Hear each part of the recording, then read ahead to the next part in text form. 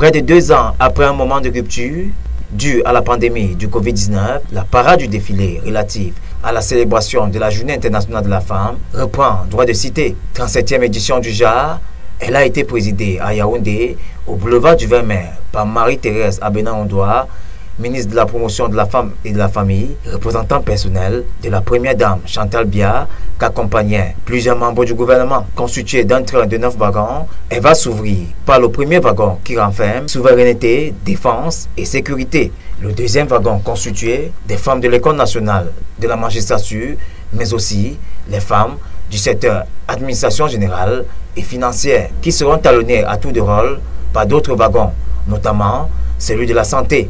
Dans les associations, des applaudissements ont été faits à l'endroit de l'ASBI, l'association des bains enseignants du Cameroun, de la présidente Marimbala Bilowa.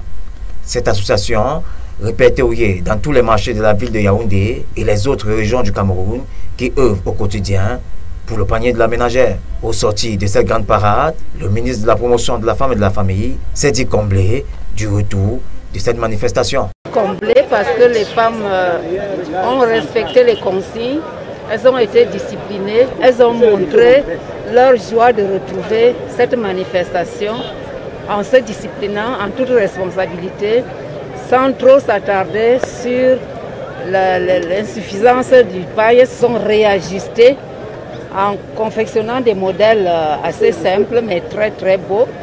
D'autre part, elles ont beaucoup travaillé avant la célébration pour mener des activités sur le thème de cette année. Et je pense qu'il faut plus insister sur le contenu, c'est-à-dire l'évaluation de ce qui a été jusque-là pour la femme et comment envisager un avenir meilleur.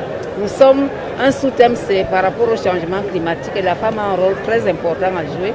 Nous ne reviendrons plus sur les discriminations que nous combattons tous et nous devons le faire avec les hommes parce que nous ne pouvons pas avancer sans les hommes. Le 8 mars, au boulevard du 20 mai, ce n'était pas seulement le défilé, mais aussi la présentation des modèles de couture, des coiffures, tout cela pour rendre honneur à la femme.